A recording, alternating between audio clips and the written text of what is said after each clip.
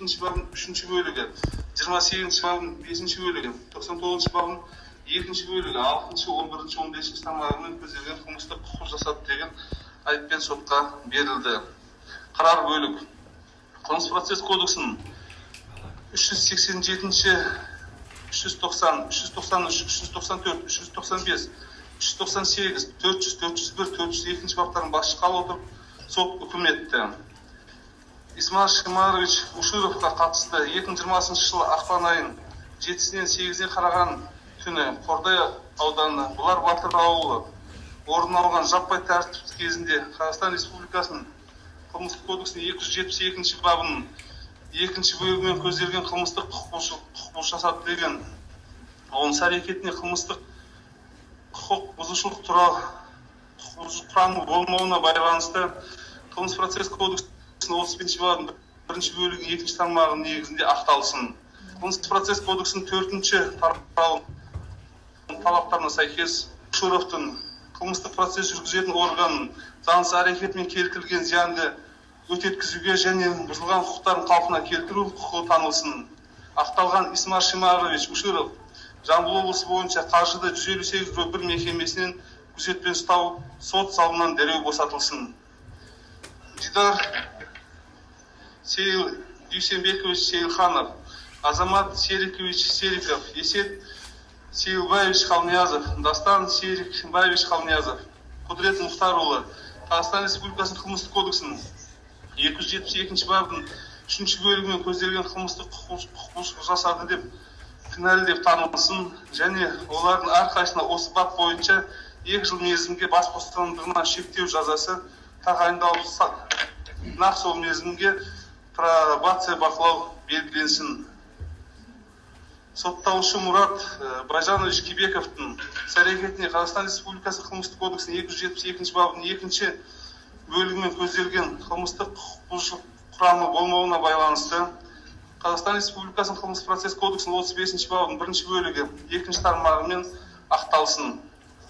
Елдар Бердібекұлы Нұрдәлі, Мұрат Байжанович Кибеков Қазақстан Республикасының қылмыстық кодексінің 272 бабының 3 бөлігімен көзделген қылмыстық құқық жасаған үшін кінәлі деп танылсын және оларға әрқайсысына осы бап бойынша 3 жыл мерзімге бас бостандығынан шектеу жазасы тағайындалып, нақ сол мерзімге пробация бақылау белгіленсін. Сотталғандар Сейілханов, Сериков, Қалниязов, Дастан Қалниязов, Мұхтарұлы, Нұрдәлі, Кибековтың үстінен Қазақстан Республикасының қылмыстық кодексінің 44 бабының 2 бөлігінің ережелері бойынша бас бостандығынан шектеу жазасын мерзім ішінде келесі міндеттер жүктелсін.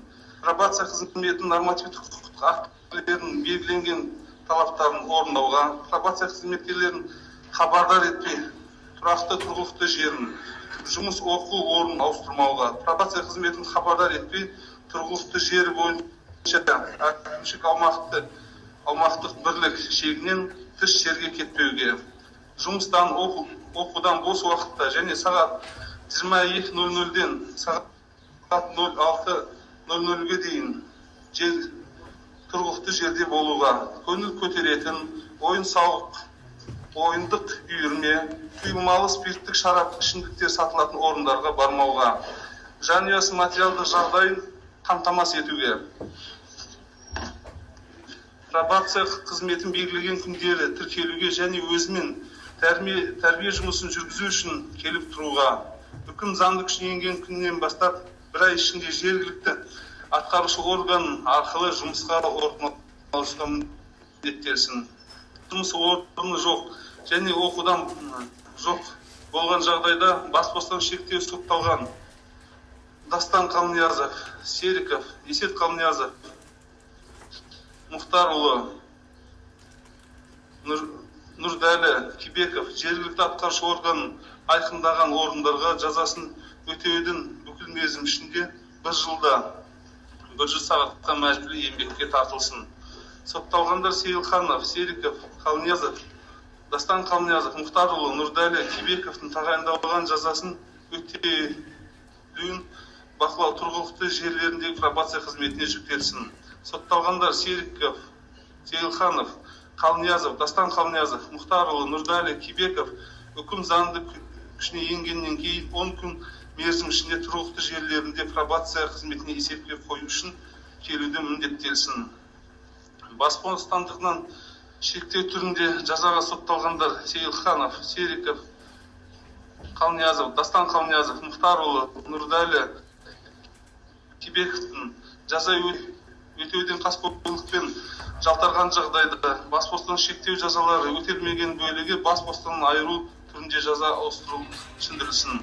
Қылмыстық кодекстің 62 бабының 3-1 бөлігінің 2 тармағының талабына сәйкес жаза мерзімін есептеу барысында сотталған Сейілхановтың 27 наурыз 2020 жылдан бастап 29 мамыр 2020 аралығында, Нұрдәлі мен Кебековтың 27 наурыз 2020 жылдан бастап 27 сәуір 2020 жылға дейін күзетпен ұстау болған бір күні бір бас бостандығын шектеу түрінде жазасын өтелуін 2 күн есебімен жалпы есепке алынсын. Сотталған Елдар Нұрдәлі, Мұхтар Байжанович Кебеков қолданылған күзет ұстау түрінде бұлтартпау шарасы ешқайда кетпеу және тиісті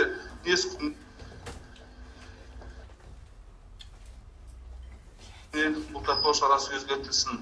Сотталғандар Сейілханов, Қалниязов, Мұхтарұлыға қатысты қолданылған жеке кепілгер түрінде бұлтартпау шарасы және Нұрдәліге Кебековке қолданылған ешқайда кетпеу және тиісті мінез-құлқын туралы қолхат түрінде бұлтартпау шарасы заңды күшіне енгенге дейін өзгеріссіз қалдырылсын. Ал үкім заңды күшіне енген соң сотталғандар Елдар Нұрдәлі, Мұхтар Кебеков Жамбыл облысы бойынша қаржыды 158/1 мекемесін күзетпен ұстау сот залынан дереу босатылсын.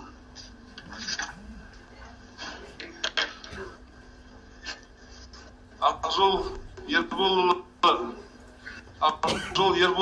Әлімбай, Нұржан Мықтыбекович, Руслан Қанатбекович Тергазиев Қазақстан Республикасының қылмыстық кодексінің 272 бабының 2 бөлігімен 188 бабының 3 бөлігі 3 тармағымен көзделген қылмыстық құқықсыз жасаған үшін кінәлі деп танылсын және оларға әрқайсына қылмыстық кодексінің 272 бабының 2 бөлігімен 5 жыл мерзімге бас бостандығынан айыру жазасы тағайындалсын.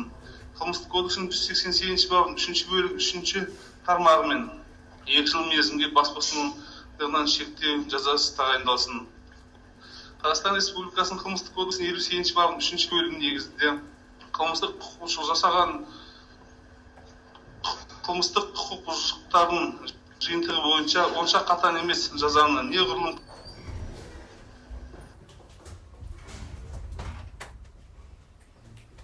қатаң жазасына сәйкес тағайындалған есептеліп нақты мерзімге пробация бақылау белгіленсін.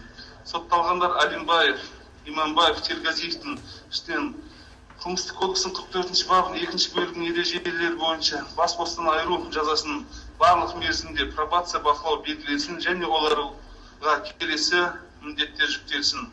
Пробация қызметінің нормативті құқық актілерінің бекітілген талаптарын орындауға, пробация қызметін хабардар етпей тұрақты тұрғылықты жерін, жұмыс орнын, оқу орнын ауыстырмауға, пробация қызметін хабардар етпей тұрғылықты жері бойынша әкімшілік аумақтық бірлік шегінен тыс жерге кетпеуге, жұмыстан оқудан бос уақытта және сағат 22:00-ден сағат 00:00 жерінде болуға, көңіл көтеретін ойын-сауық, ойындық үйірме, құйылмалы спирттік шарап ішімдіктер сатылатын орындарға бармауға, жанұясының материалдық жағдайын қамтамасыз етуге, пробация қызметін белгіленген күндері тіркелуге және өзімен тәрбие жұмыстарын жүргізу үшін келіп тұруға, үкім заңды күшіне енген күннен бастап 1 ай ішінде жергілікті атқарушы орган арқылы жұмысқа орналасуға міндеттелсін. Тұрақты жұмыс орны жоқ және оқуға жоқ болған жағдайда сотталған Алимбай, Иманбаев, Тергазиев жергілікті атқарушы орган айқындалған орында жазасын өтеуден бүкіл мерзім ішінде 1 жылда 100 сағатқа мәжбүрлі еңбекке тартылсын. Сотталғандар Алимбай, Иманбаев, Шергазиев тағайындалған жаза өтеуін бақылау тұрғылықты жерлерінде пробация қызметіне жүктелсін. Сотталғандар Алимбаев,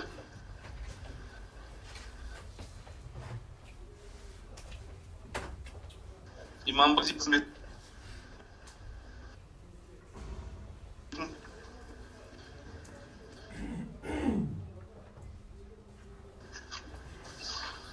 Сотталғандар Алимбай, Иманбаев, Шергазиев соттың оларға жүктелген міндеттерін орындамаған, не қылмыстық кодексінің 63 бабының 2 бөлімінде көрсетілген құқық бұзушылықтарды қайталап жасаған жағдайда тиісті орган ұсынуы бойынша сот шартты түрде сотталудың күшін жою және сот үкімін тағайындалған жазаны орындау туралы қаулы ететілетіні түсіндірді. Иманбаев, Шергазиевке қатысты қолданылған кепілгерлік түрінде бұлтартпау шарасы үкім заңды күшіне енгенге дейін өзгеріс қалдырылсын, ал үкім заңды күшіне енген соң бұзылсын. Сотталған Иманбаевқа қатысты қолданылған күзет пен ұстау түрінде бұлтартпау шарасы ешқайда кетпеу және тиісті мінез толықтар түрінде ауыстырылсын, ал үкім заңды күшіне енген соң бұзылсын.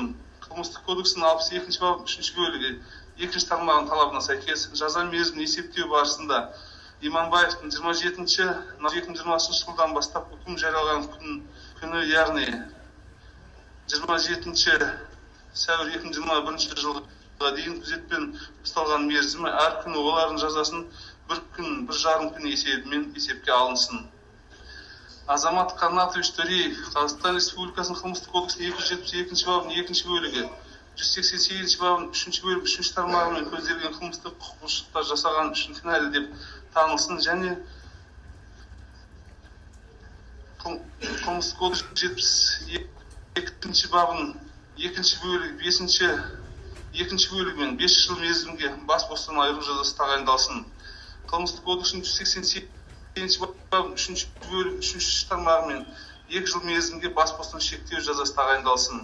Қылмыстық кодексінің 58 бабының 3 бөлігінің негізінде қылмыстық құқық бұзушылықтар жиынтығы бойынша онша қатаң емес жазаны неғұрлым қатаң жазаға сіңіру арқылы түпкілікті 5 жыл мерзімге тағайындалсын.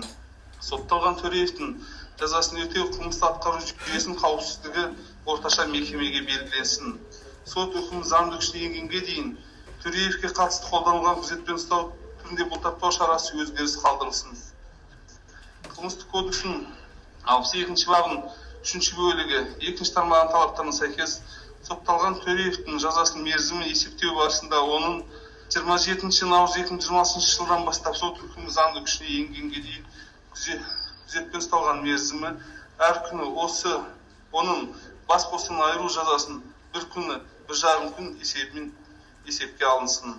Сотталған Төреевтің жаза өтеу мерзімі үкім заңды күшіне енген күннен бастап есептелсін.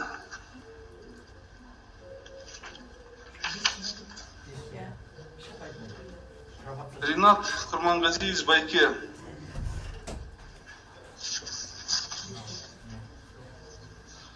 Сағынтай Чатырбаевич Ишкеев, Саян Сапарбекұлы Жамаш, Мақсат Жүйерұлы Мажыраев, Ролан Болатбекович Шогелов, Қуаныш Досович Сарсенбаев, Төлеген Базарбаевич Балғабеков, Нұрбол Асланұлы Алмағамбет, Жасулан Алимханович Мунжасаров, Бекипир Ясирович Дауров, Шакир Рамазанович Мауров, Айдир Сулеевич Машанло, Аян Батырханович Аскербеков, Миранбек Рашидұлы Токен, Шамил Багирович Харсанов, Бақыт Жолдасбекұлы Жанибек, Қазақстан Республикасының қылмыстық кодексінің 272 бабының 2 бөлігімен көзделген қылмыстық құқық жасады үшін кінәлі деп танылып, және оларға әрқайсысына осы бап бойынша 5 жыл мерзімге бас бостандығынан айыру жазасы тағайындалсын, және қылмыстық кодексінің 63 бабына сәйкес тағайындалған жаза шартты деп есептелсін.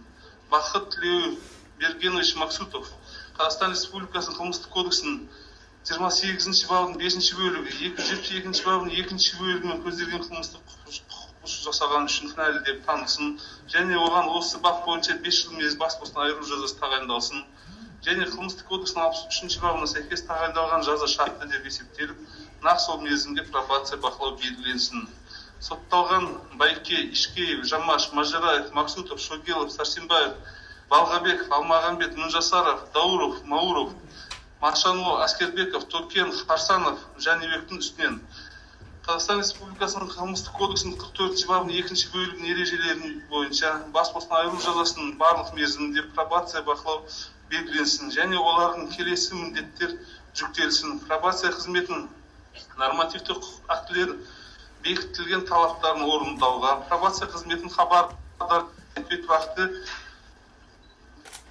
тұрғылықты жерін жұмыс оқу орнын ауыстырмауға, пробация қызметінің хабардар етпей тұрғылықты жері бойынша әкімшілік аумақтық бірлік шегінеге кетпеуге, жұмыстан оқудан бос уақытта және сағат 22-ден сағат 06-ға дейін тұрғылықты жерде болуға, көңіл көтеретін ойын-сауық, ойындық үйірме, құйылмалы спирттік шарап ішімдіктер сатылатын орындарға бармауға, жанұясының материалдық жағдайын қамтамасыз етуге, пробация қызметінің белгіленген күндері тіркелу және өзімен тәрбие жұмыстарын жүргізу үшін келіп тұруға, үкім заңның күшіне енген күннен бастап 1 ай ішінде жергілікті атқарушы орган арқылы жұмысқа орналастыру міндеттелсін. Тұрғылықты жері тұрақты жұмыс орны жоқ және оқуда жоқ болған жағдайда сотталған Байке, Ишкеев, Жамаш, Мажираев, Максутов, Шогелов, Сарсенбаев, Балғабеков, Алмағамбет, Мунжасаров, Дауров, Мауров, Машанло, Аскербеков, Токен, Харсанов, Жәнібек жергілікті атқарушы орган айқындайтын өтеудің бүкіл мерзім ішінде 1 жылда 100 сағатқа мәжбүрлі еңбекке тартылсын. Сотталған Байке, Ишкеев, Жамаш, Мажираев, Максутов, Шогелов, Сарсенбаев, Балғабеков, Алмағамбет, Мунжасаров, Дауров, Мауров, Машанло, Аскербеков, Токен, Харсанов, Жәнібекке тағайындалған жаза өтеу барлық бақылауды тұрғылықты жерлерінде пробация қызметіне жүктелсін. Сотталғандар Байке, Ишкеев, Жамаш, Мажираев, Максутов, Шогелов, Сарсенбаев, Балғабеков, Мунжасаров, Дауров, Мауров, Машанло, Аскербеков, Токен, Харсанов, Жәнібек үкім заңның күшіне енгеннен кейін 10 күн мерзімінде тұрғылықты жерлеріндегі пробация қызметіне есепке қою үшін келу міндеттелсін. Сотталғандар Байке, Ишкеев, Жамаш, Мажираев, Максутов, Шогелов, Сарсенбаев, Балғабеков, Алмағамбет, Мунжасаров, Дауров, Мауров, Машанло, Аскербеков, Токен, Харсанов, Жәнібекке соттың оларға жүктелген міндеттерін орындамаған не қылмыстық кодексінің 63 бабының 2 бөлігінде көрсетілген бұзушылықтарды қайталап жасаған жағдайда тиісті орган ұсынысы бойынша сот шартты түрде сотталуын күшін жою және сот үкімін тағайындалған жазаны орындау туралы қаулы ететіні түсіндірілсін. Сотталған Байке, Ишкеевке қатысты қолданған ешқайда кетпеу және тиісті мінез құқы туралы қолхат. Жамаш, Мажираев, Максутов, Алмағамбет, Мунжасаров, Дауров, Аскербековке қатысты қолданылған жеке кепілгерлік түрінде бұлтартпау шарасы үкім заңды күшіне енгенге дейін өзгеріс қалдырсын, ал үкім заңды күшіне енген соң бұзылсын. Сотталғандар Шогелов, Сарсенбаев, Балғабеков, Мауров, Машанло, Токен, Харсанов, Жәнібекке қатысты қолданылған күзетпен ұстау түрінде бұлтартпау шарасы ешқайда кетпеу және тиісті мінез құқық туралы қолхат түріне ауыстырылсын, ал үкім заңды күшіне енгеннен жойылсын. Қылмыстық кодекстің 62 бабының 3 бөлігі 2 тармағының талабына сәйкес жаза мерзімін есептеу барысында Мауров, Токен, Харсанов, Жәнібектің 27 наурыз 2020 жылынан бастап, Шогеловтың 28 наурыз 2020 жылдан, Сарсенбаевтың 29 наурыз 2020 жылдан бастап, Балғабековтың 2020 жылдан бастап, Машанлоның 15 мамыр 2020 жылдан бастап, үкім жариялаған күні, яғни 27 сәуір 2021 жылға дейін күзетпен ұстау мерзімдері әр күні олардың жазасын 1 күнге 1,5 күн есебінен есепке алынсын. Закир Ирсманевич Юнху, Қазақстан Республикасының қылмыстық кодексінің 272 бабының 2 бөлігімен көзделген қылмыстық құқық бұзушылықтарды жасаған үшін кінәлі деп танылсын және оған осы бап бойынша 6 жыл мерзімге бас бостандығынан айыру жазасы тағайындалсын және қылмыстық кодексінің 63 бабына сәйкес тағайындалған жаза шартты деп есептеліп нақты мерзімде пробация бақылау белгіленсін. Сотталған Юнхудың үстінен қылмыстық кодексінің 44 бабының 2 бөлім ережелері бойынша бас бостандығынан айырылсын барлық мерзімде пробация бақылау белгіленіп және оған келесі міндеттер жүктелсін. Пробация қызметінің нормативтік актілерін бекітілген талаптарын орындауға, пробация қызметінің хабардар етпей тұрғылықты жерін, жұмыс, оқу орнын ауыстырмауға, пробация қызметінің хабардар етпей тұрғылықты жері бойынша әкімшілік аумақтық бірлік шегінен тыс жерге кетпеуге, жұмыстан оқудан бос уақытта және сағат 22-ден сағат 06-ға дейін тұратын жерде болуға, көңіл көтеретін ойын-сауық, ойындық үйірме, құйылмалы спирттік шарап ішімдіктер сатылатын орындарға бармауға, жанұясының материалдық жағдайын қамтамасыз етуге, пробация қызметіне белгіленген күндері тіркелуге және өзімен тәрбие жұмысын жүргізу үшін келіп тұруға, үкім заңды күшіне енген күннен бастап бір ай ішінде жергілікті атқарушы орган арқылы жұмысқа орналасуға міндеттелсін. Тұрақты жұмыс орны жоқ және оқуда жоқ болған жағдайда сотталған Юнху жергілікті атқарушы орган айқындайтын органдарға жазаны өтеу мерзімі 1 жылда 100 сағатқа мәжбүрлі еңбекке тартылсын. Сотталған Юнхуға тағайындалған жазаны өтеуін бақылау тұрғылықты жерлеріндегі пробация қызметіне жүктелсін. Сотталған Юнху үкім заңның күшіне енгеннен кейін 10 күн мерзімінде тұрғылықты жерлерінде пробация қызметіне есепке қою үшін келу міндеттелсін.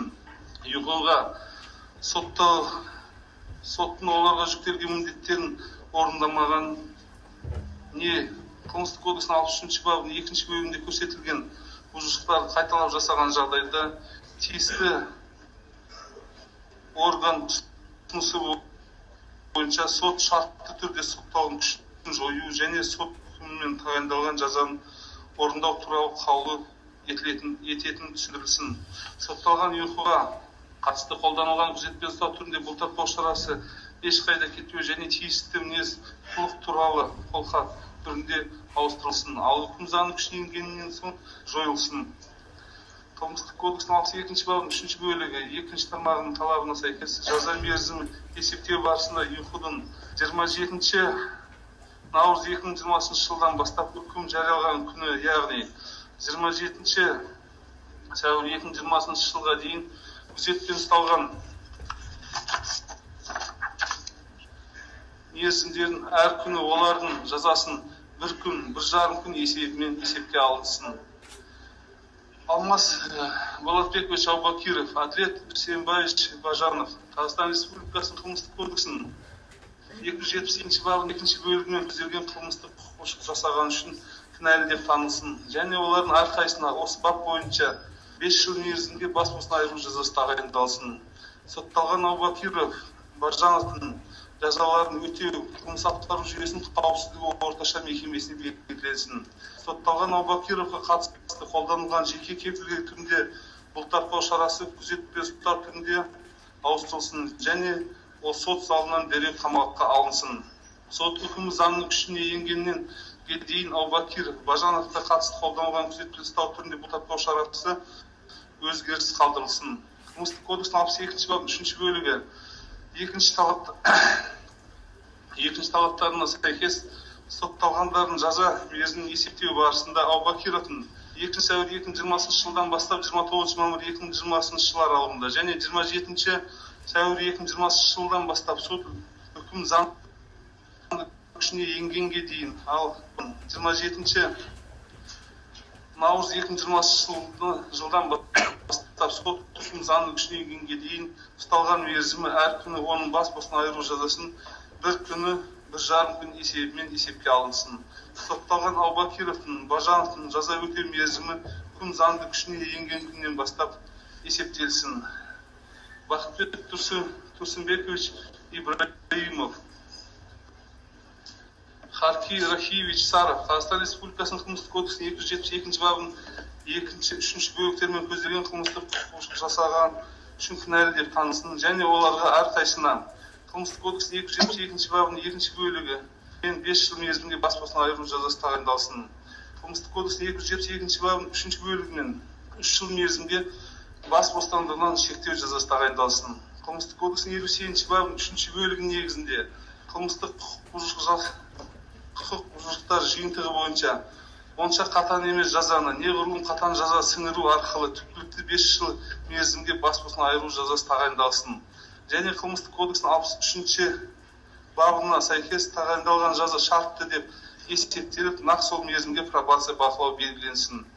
Сотталғандар Ибраимов Саровтың үстінен қылмыстық кодекстің 44 бабының 2 бөлігі ережелері бойынша бас бостандығынан айыру жазасын барлық мерзіміне пробация бақылау белгіленсін, және оларға келесі міндеттер жүктелсін. Пробация қызметінің нормативтік құқықтық актілерін бекітілген талаптарын орындауға. Пробация қызметін хабардар етпей тұрғылықты жерлерінен жұмыс оқу орнынан ауыстырмауға. Пробация қызметін хабардар етпей тұрғылықты жері бойынша әкімшілік аумақтық бірлік шегінен тыс жерге кетпеуге. Жұмыстан одан бос уақытта және сағат 22:00-ден сағат 06:00-ға тұрғылықты жерінде болуға. Көңіл көтеретін ойындық үйірме, құйылмалы спирттік шарап ішімдіктер сатылатын орындарға бармауға. Жанұясының материалдық жағдайын қамтамасыз етуге. Пробация қызметіне белгіленген күндері тіркелуге және өзімен тәрбие жұмысын жүргізу үшін келіп тұруға. Үкім заңы күшенгеннен кейін бастап бір ай ішінде жергілікті атқарушы орган арқылы жұмысқа орналастыруға міндеттелсін.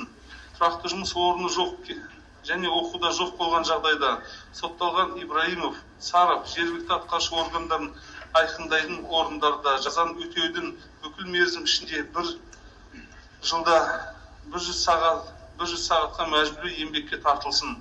Сотталған Ибраимов Саровқа тағайындалған жаза өтеудің бақылау тұрғылықты жерлеріндегі пробация қызметіне жүктелсін. Сотталған Ибраимов Саров үкім заңы күшенгеннен кейін 10 күн мерзімде пробация қызметіне есепке қою үшін келуі міндеттелсін. Сотталған Ибраимов Саров соттың оларға жүктелген міндеттерін орындамаған, не қылмыстық кодекстің 63 бабының 2 бөлімінде көрсетілген қайталап жасаған жағдайда тиісті органдардың ұсынысы бойынша сот шартты түрде сотталған күшін жою және сот үкімін тағайындалған жазаны орындауға туралы қаулы етілетіні түсіндірілсін.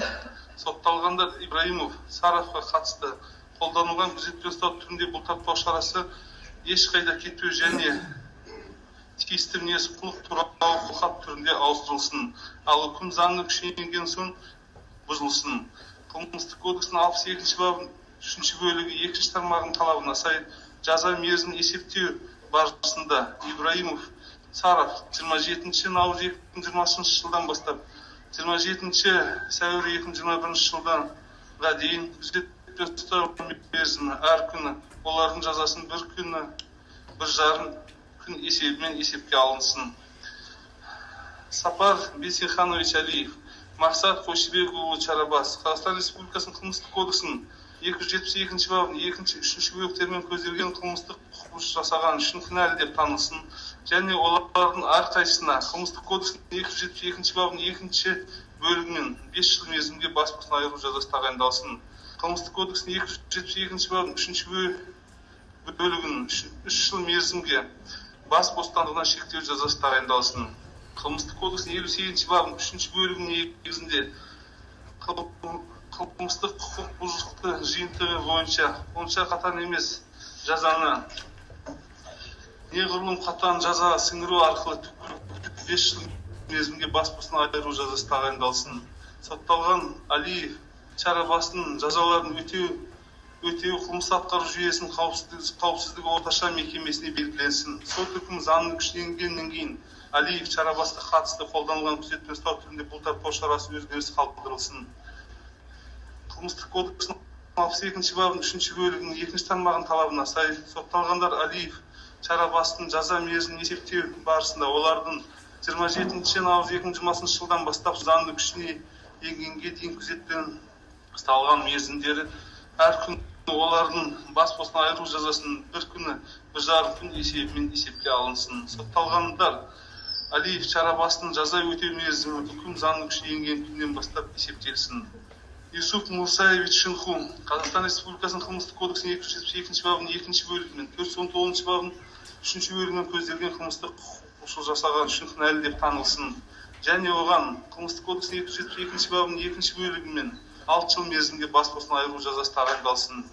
Қылмыстық кодексінің 419 бабының 3 бөлігімен 3 жыл мерзімге бас бостандығынан айыру жазасы тағайындалсын. Қазақстан Республикасының қылмыстық кодексінің 57 бабының 3 бөлігінің негізінде қылмыстық құқық бұзушылықтардың жиынтығы бойынша онша қатаң емес жазаны неғұрлым қатаң жазаға сіңіру арқылы Шинхудың түпкілікті 6 жыл мерзімге бас бостандығынан айыру жазасы тағайындалсын. Және Қазақстан Республикасының қылмыстық кодексінің 63-на сәйкес тағайындалған жаза шартты деп есептеліп, нақ сол мерзімде пробация бақылау белгіленсін. Сотталған Шинхудың үстіне Қазақстан Республикасының қылмыстық кодексінің 44 бабының 2 бөлігінің ережелері бойынша бас бостандығынан айыру жазасын барлық мерзімде пробация бақылау белгіленсін және оған келесі міндеттер жүктелсін. Пробация қызметінің нормативті құқықтық актілерін бекітілген талаптарын орындауға, пробация қызметінің хабардар етпей тұрғылықты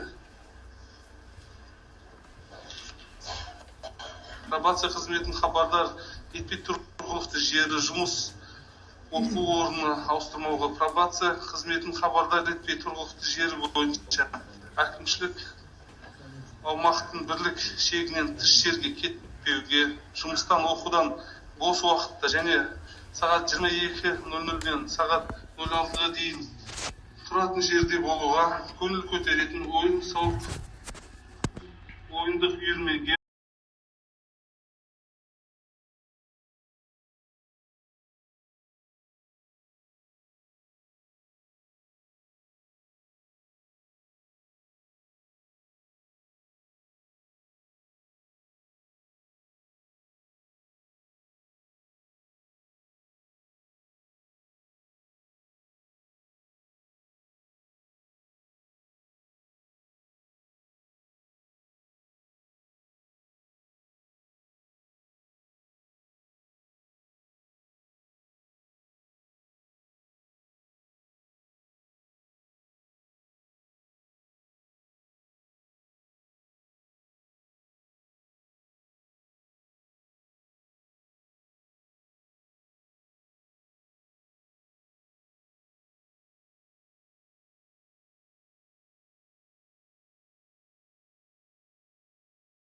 пробация қызметіне белгіленген күндері тіркелу және өзінің тәрбие жұмыстарын жүргізу үшін келіп тұруға.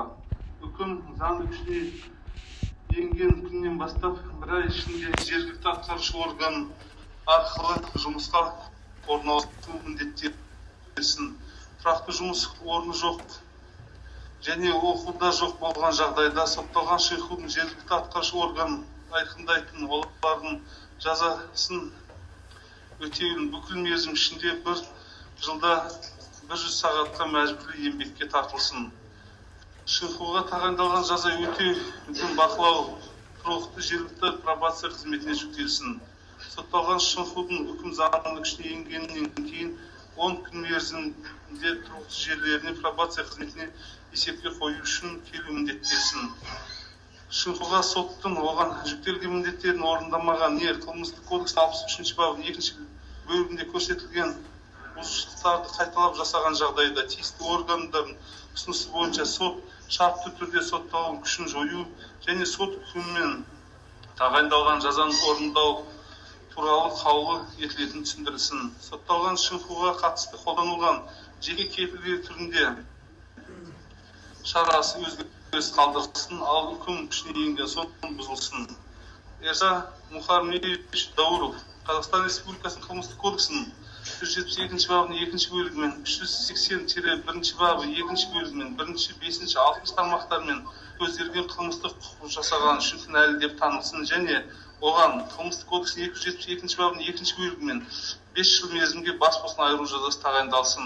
Қылмыстық кодекстің 380-1 бабы екінші бөлігі 1-ші, 5-ші, 6-ші тармағы мен 15 жыл мерзімге бас бостандығынан айыру жазасын тағайындалсын. Қылмыстық кодекстің 58 бабының 4-ші бөлігінің негізінде қылмыстық құқық бұзушылықтың жиынтығы бойынша тағайындалған жазаларды ішінара қосу арқылы түпкілікті 16 жыл мерзімге бас бостандығынан айыру жазасы тағайындалсын. Сотталған Дауровтың жазасын өтеу қылмыстық атқару жүйесінің қауіпсіздігі барынша жоғары мекемесі белгіленсін. Қылмыстық кодекстің 62 бабының 3-ші бөлігінің 1-ші тармағының талабына сай Дауровтың жаза мерзімінен есептеу барысында оның 9 ақпан 2020 жылдан бастап сот үкімі заңның күшіне енгенге дейін күзетпен ұстау күзетпен ұсталған мерзімі әр күні оның бас бостандығынан айыру жазасын бір күн есебінен есепке алынсын. Сотталған Дауровтың жаза өтеу мерзімі үкім заңның күшіне енгеннен күннен бастап есептелсін. Сот үкімі заңды күшінен енгенге дейін Дауровқа қатысты қолданылған күзетпен ұстау түрінде бұлтартпау шарасы өзгеріссіз қалдырылсын.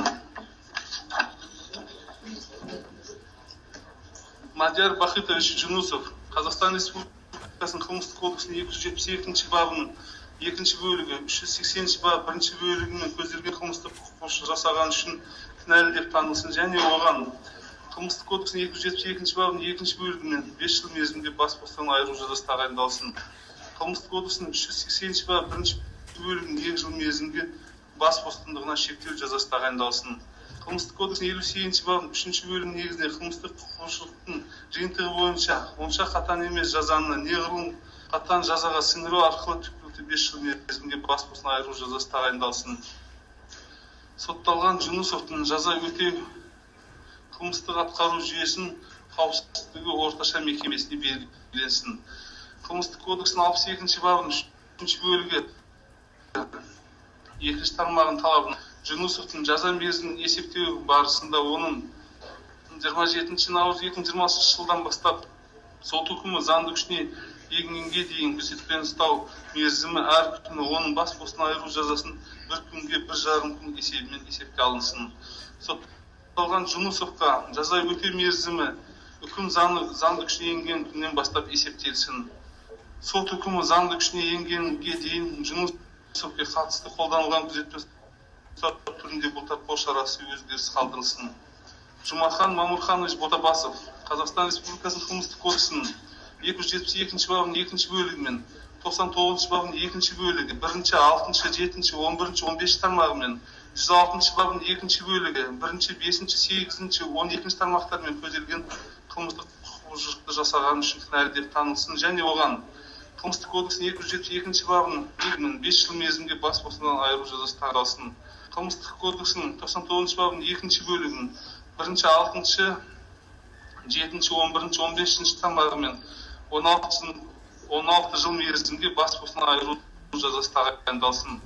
Қылмыстық кодексінің 106 бабының 2-ші бөлігі 1-ші, 5-ші, 2-ші тармағы 7 жыл мерзімге бостандығынан айыру жазасы тағайындалсын. Қылмыстық кодексінің 58 бабының 4-ші бөлігінің негізінде қылмыстық құқық бұзушылықтың жиынтығы бойынша тағайындалған жазаларын ішінара қосу арқылы түпкілікті 20 жыл мерзімге бас бостандығынан айыру жазасы тағайындалсын. Сотталған Ботабасовтың жазасын өтеудің қылмыстық атқару жүйесінің қауіпсіздігі барынша жоғары мекемесінде белгіленсін.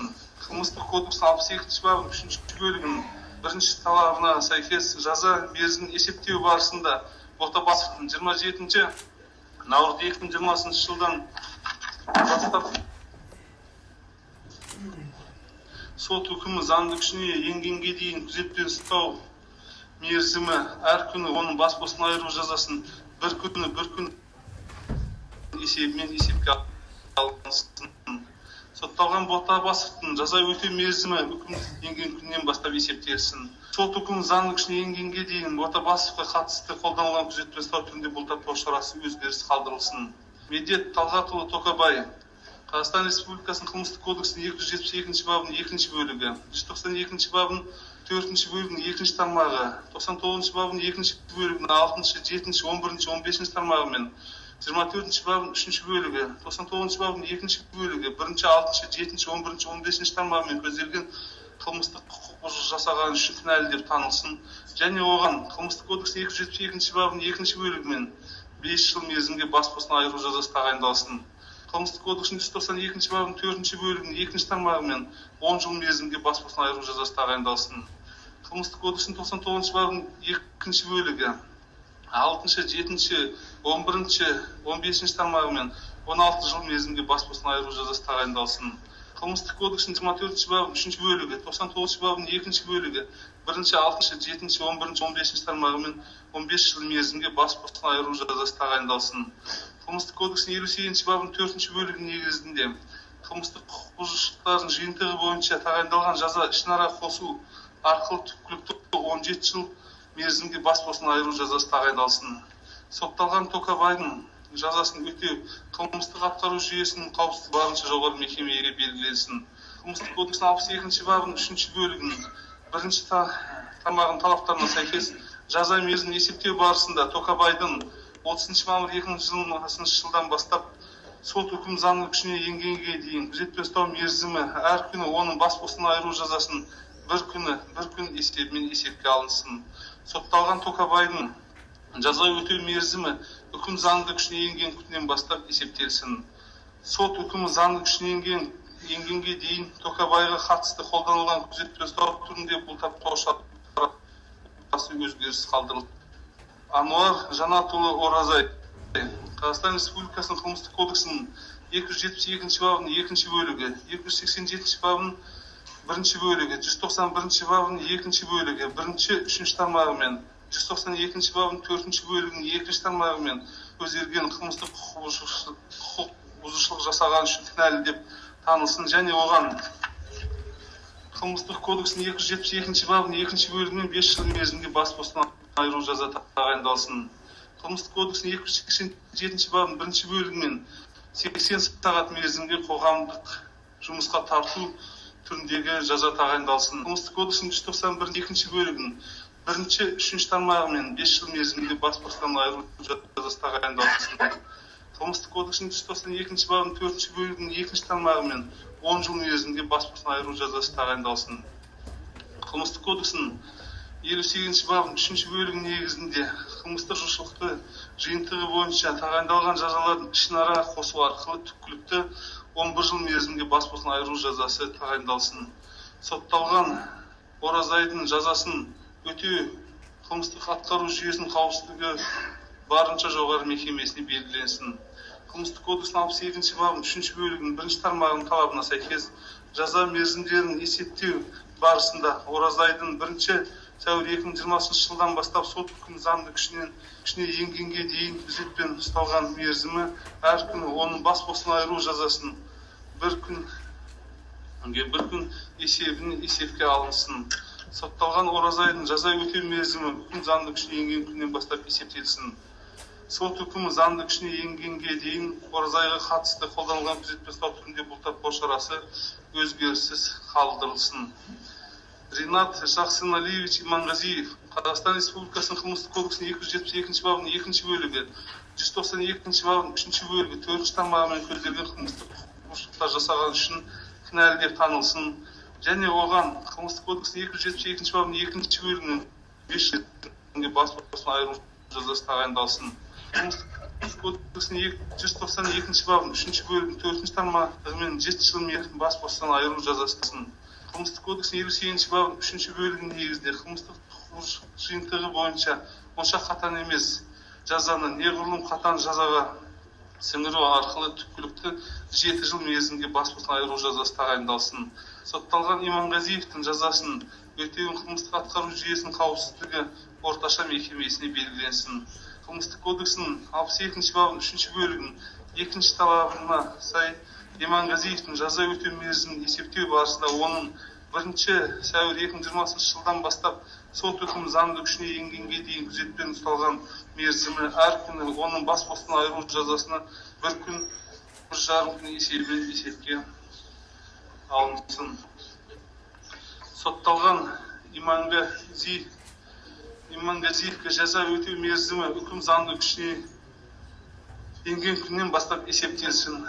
Сот үкімі заңды күшіне енгенге дейін Имангазиевке қатысты күзетпен ұстау түрінде бұлтартпау шарасы өзгеріссіз қалдырылсын. Егор Дауевич Чешанло, Шимар Губарович Сангуин, Қазақстан Республикасы қылмыстық кодексінің 272 бабының 2-ші бөлігімен, 19-ші бабының 2-ші бөлігінің 7-ші, 11-ші, 15-ші тармағымен көзделген қылмыстық құқық бұзушылықтарды жасаған үшін кінәлі деп танылсын, және олардың әрқайсысына қылмыстық кодекстің 272 бабының 2-ші бөлігімен 5 жыл мерзімге бас бостандығынан айыру жазасы тағайындалсын. Қылмыстық кодекстің 99-ші бабының 2-ші бөлігінің 7-ші, 11-ші, 15-ші тармағымен 16 жыл мерзімге бас бостандығынан айыру жазасы тағайындалсын. Қылмыстық кодекстің 58-ші бабының 4-ші бөлігінің негізінде қылмыстық құқық бұзушылықтың жиынтығы бойынша тағайындалған жазаларды ішінара қосу арқылы түпкілікті әрқайсысына 16 жыл 6 ай мерзімге бас бостандығынан айыру жазасы тағайындалсын. Сотталған Чешанло Сангуйдың жазаларын өтеу қылмыс атқанша жоғары мекемесіне белгіленсін. Қылмыстық кодекстің 62-ші бабының 3-ші бөлігі 1-ші талабына сай жаза мерзімдерін есептеу барысында Чешанлоның 13-ші мамыр 2020 жылдан бастап Сангуйдың 15-ші мамыр 2020 жылдан бастап сот үкімі заңды күшіне енгенге дейін күзетпен ұстау мерзімі әр күн олардың бас бостандығынан айыру жазасын бір күн есепке алынсын. Сотталған Чешанло Сангуйдың жаза өтеу мерзімі үкім заңды күшіне енген күннен бастап есептелсін. Сот үкім заңды күшіне кейін Чешанлоның Сангуйдың қатысты қолданылған күзетпен ұстау түрінде бұлтартпау шарасы өзгеріс қалдырылсын. Сотталушылар Исмар Абдулаевич Кимуров и Исмар Шисырович Хижин, Мухамре Шимарович Хижин 2020 жыл ақпан айының 7-сінен 8-іне қараған күні Қордай ауданы Ауқатты ауылында орын алған жаппай тәртіп кезінде олардың іс-әрекетті жәбірленуші Д. Абдрахымның өлтіру, яғни қылмыстық кодекстің 99 бабының 2-ші бөлігі 7-ші, 11-ші, 15-ші тармақтарында көзделген қылмыстық құқық құрамы болмауына байланысты қылмыстық процесс кодексінің 35-ші бабының 1-ші бөлігінің тармағының негізінде ақталсын. Сотталушылар Исмар Абдулаевич Кимуров, Исмар Шисырович Хижин, Мухамре Шисырович Хижин Қазақстан Республикасының қылмыстық кодексінің 272 бабының 2-ші бөлігімен көзделген қылмыстық құқық бұзушылық жасаған үшін кінәлі деп танылсын, және олардың әрқайсысына осы бап бойынша 5 жыл мерзімге бас бостандығынан айыру жазасы тағайындалсын. Сотталған Кимуров, Хижиннің жазаларын өтеу қылмыс атқару жүйесінің қауіпсіздігі орташа мекемесіне белгіленсін. Сот үкімі заңды күшіне енгенге дейін Кимуров, Хижин қатысты қолданылған күзетпен ұстау түрінде бұлтартпау шарасы өзгеріс қалдырылсын. Қылмыстық кодекстің 62-ші бабының 3-ші бөлігі 2-ші тармағының талабына сай сотталғандардың жаза мерзімін есептеу барысында Кимуровтың 12 мамыр 2020 жылдан бастап Хижиннің 10 мамыр 2020 жылдан бастап сот заңды күшіне енгенге дейін күзетпен ұсталған мерзімі әр күні оның бас бостандығынан айыру жазасы бір күні 1,5 күн есебімен есепке алынсын. Сотталған Кимуров, Хижин жаза өтеу мерзімі үкім заңды күшіне енген күннен бастап есептелсін. Мадлен Қалмахан Бетұлы Карибаев Қазақстан Республикасының қылмыстық кодексінің 272 бабының 2-ші бөлігі, 99 бабының 2-ші бөлігі, 6-шы, 11-ші, 15-ші тармағымен көзделген қылмыстық құқық бұзушылықтарды жасаған үшін кінәлі деп танылсын, және оған қылмыстық кодексінің 272 бабының 2-ші бөлігінің 5 жыл мерзімге бас бостандығынан айыру жазасы тағайындалсын. Қылмыстық кодексінің 99 бабының 2-ші бөлігі, 6-шы, 11-ші, 15-ші тармағымен 16 жыл мерзімге бас бостандығынан айыру жазасы тағайындалсын. Қылмыстық кодексінің 58-ші бабының 4-ші бөлігінің негізінде қылмыстық құқық бұзушылықтың жиынтығы бойынша тағайындалған жаза оларды ішінара қосу түпкілікті 16 жыл 6 ай мерзімге бас бостандығынан айыру жазасы тағайындалсын. Сотталған Карибаевтың жазасын өтеуін қылмыстық атқару жүйесінің қауіпсіздігі барынша жоғары мекемесіне белгіленсін. Қылмыстық кодекстің 62-ші бабының 3-ші бөлігінің 1-ші талабына сай Карибаевтың жаза мерзімін есептеу барысында оның 27 наурыз 2020 жылдан бастап сот үкімі заңды күшіне енгенге дейін күзетпен ұсталған мерзімі әр күні, оның бас бостандығынан айыру жазасын бір күн есебімен есепке алынсын. Сотталған Карибаевтың жаза өтеу мерзімі үкім заңды күшіне енген күннен бастап есептелсін. Сот үкімі заңды күшіне енгенге дейін Карибаевқа қатысты қолданылған күзетпен ұстау түрінде бұлтартпау шарасы өзгеріс қалдырылсын. Мақсат Жанаманович Солтанаев Қазақстан Республикасының қылмыстық кодексінің 272 бабының 2 бөлігі, 287 бабының 3 бөлігі мен 99 бабының 2 бөлігі, 6, 11, 15 тармағымен көзделген қылмыстық кінәлі деп танылсын, және оған қылмыстық кодексінің 272 бабының 2 бөлігі мен 5 жыл мерзімге бас бостандығынан айыру жазасы тағайындалсын. Қылмыстық кодексінің 287 бабының 3 бөлігі мен 3 жыл мерзімге бас бостандығынан айыру жазасы тағайындалсын. Қылмыстық кодексінің 99 бабының 2 бөлігі, 6, 11, 15 тармағымен 16 жыл мерзімге бас бостандығынан айыру жазасы тағайындалсын. Қылмыстық кодексінің 58 бабының 4 бөлігінің негізінде қылмыстық құқықбұзушылықтардың жиынтығы бойынша тағайындалған жазаларды ішінара қосу арқылы түпкілікті 17 жыл мерзімге бас бостандығынан айыру жазасы тағайындалсын. Сотталған Солтанаевтың жаза өтеу қылмыстық атқару жүйесінің қауіпсіздігі барынша жоғары мекемесінде белгіленсін.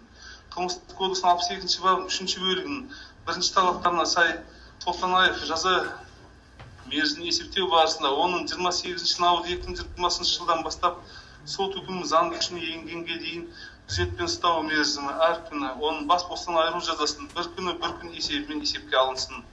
Сотталған Солтанаевтың жаза өтеу мерзімі үкім заңды күшіне енген күннен бастап есептелсін. Сот үкімі заңды күшіне енгенге дейін Солтанаевқа қатысты қолданылған күзетпен ұстау түрінде бұлтартпау шарасы өзгеріс қалдырылсын. Ерик Алимкулович Байтенов Қазақстан Республикасының қылмыстық кодексінің 272 бабының 2 бөлігімен, 287 бабының 3 бөлігімен, 28 бабының 5 бөлігімен, 99 бабының 2 бөлігі, 6, 11, 15 тармағымен көзделген қылмыстық құқықбұзушылықтар жасаған үшін кінәлі деп танылсын. Және оған қылмыстық кодексінің 272 бабының 2 бөлігінің 5 жыл мерзімге бас бостандығынан айыру тағайындалсын. Қылмыстық кодексінің 287 бабының 3 бөлігімен 3 жыл мерзімге бас бостандығынан айыру жазасы тағайындалсын. Қылмыстық кодексінің 28 бабының 5 бөлігі, 99 бабының 2 бөлігі, 6, 11, 15 тармағымен 15 жыл мерзімге бас бостандығынан айыру жазасы тағайындалсын. Қылмыстық кодексінің 58 бабының 4 бөлігінің негізінде қылмыстық құқықбұзушылықтардың жиынтығы бойынша тағайындалған жазалардың ішінара қосу арқылы түпкілікті 15 жыл 6 ай мерзімге бас бостандығынан айыру жазасы тағайындалсын. Сотталған Байтеновтың жазасын өтеу қылмыстық атқару жүйесінің қауіпсіздігі барынша жоғары мекемеге белгіленсін. Қылмыстық кодексінің 62 бабының 3 бөлігінің 1 талаптарына сай Байтеновтың жаза мерзімін есептеу барысында оның 28 наурыз 2020 жылдан бастап сот үкімі заңды күшіне енгенге дейін ұсталған мерзімі әр күні, оның бас бостандығынан айыру жазасын бір күн есебімен есепке алынсын.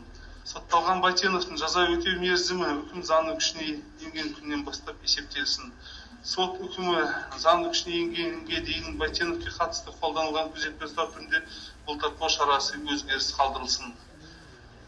Азаматтық талапкер Якубовтың азаматтық жауапкерлер сотталушы Чешанлоның Сангүйдің моральдық зиян өндіру туралы талап арызы ішінара қанағаттандырылып, Ю Чешанлоның Сангүйдан ортақ Якубовтың пайдасына моральдық зиян 6 миллион теңге өндірілсін.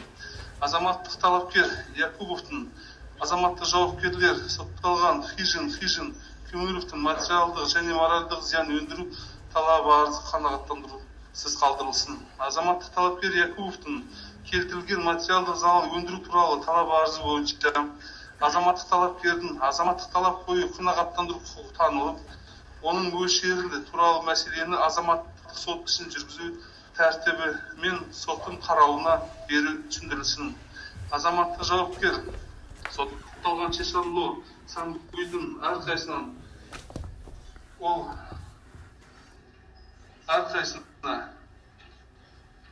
мемлекет пайдасына 1459 теңге баж өндірілсін. Азаматтық жауапкер Сотталғандар Чешанлу Самбүйдің әрқайсынан азаматтық талапкер Жәбірленуші Якубовтың пайдасына 250 мың теңгеден өкіліне кеткен шығындар өндірілсін.